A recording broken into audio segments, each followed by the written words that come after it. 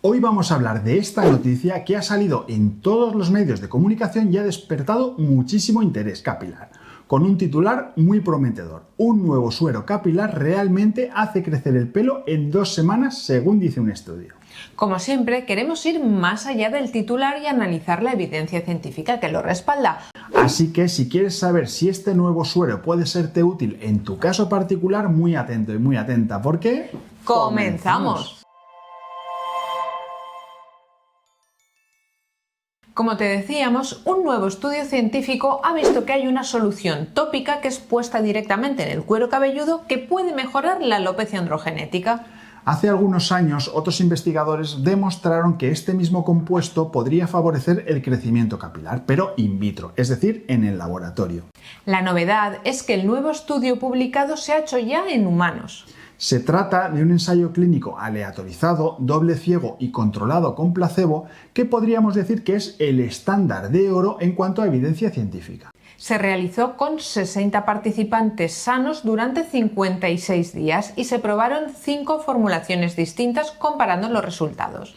Y lo que se vio sorprendió incluso a los propios investigadores. Se midieron 5 parámetros clave y los resultados del grupo con la fórmula completa fueron muy significativos. Se midió el grosor del cabello, la densidad capilar, la reducción de la caída, el crecimiento en longitud y el control del sebo. Si vemos las imágenes de los participantes de este grupo, son bastante elocuentes. Vemos una mejoría notable, especialmente en la zona del vértice.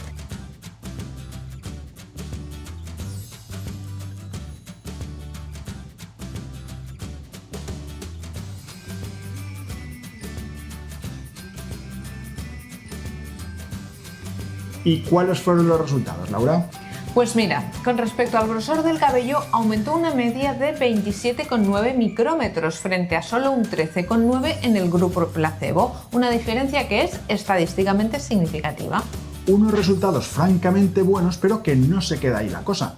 Con respecto a la densidad capilar aumentó un 23,9%, casi el doble que en el grupo placebo, que solamente mejoró 11,9%. Respecto a la caída del cabello, medida con un test de peinado estandarizado, se redujo en un 63,6%, mientras que en el grupo placebo la reducción fue de un 43,1%. El crecimiento en longitud y el control del sebo también mejoraron con la loción. ¿Y podríamos saber de qué sustancia estamos hablando, David? Por supuesto, Laura. Esto es lo mejor de todo. El producto que se ha utilizado en este estudio es un producto natural basado en una planta. Es verdad que no es una planta nueva, sino que se conoce desde hace milenios, pero nunca se había confirmado científicamente que fuera efectiva para el tratamiento de la alopecia androgenética en pacientes reales. Y seguro que te suena, es la centella asiática. Es una planta medicinal utilizada tradicionalmente, pero la ciencia moderna está empezando a entender por qué funciona. Uno de sus principales componentes activos es el araliadiol. Este compuesto se ha demostrado que aumenta la proliferación de las células de crecimiento del pelo y estimula la expresión de ciertos factores de crecimiento. Para que lo tengamos claro, vamos a ver lo que se ha analizado. Es decir, se hicieron 5 grupos. Uno fue con placebo, uno con una fórmula base de cafeína y pantenol, un tercero con la base más factores de crecimiento recombinantes. Luego había un cuarto grupo con la base más vesículas extracelulares de centella asiática y el último grupo, que es el que más nos interesa, que incluyó la fórmula completa que combina la base con los factores de crecimiento y con las vesículas de centella asiática.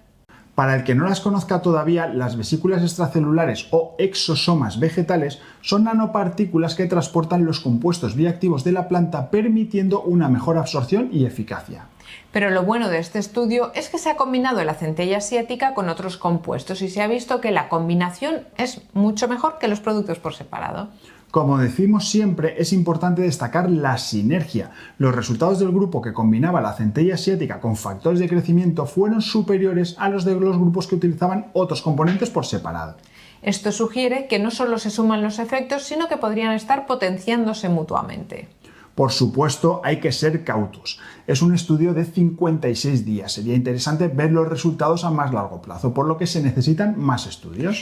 Sin embargo, son resultados prometedores. La combinación de activos de origen vegetal y biotecnológico abre una vía muy interesante para el tratamiento y el cuidado capilar, alejada de los fármacos tradicionales y sus posibles efectos secundarios ya conocidos por todos nosotros.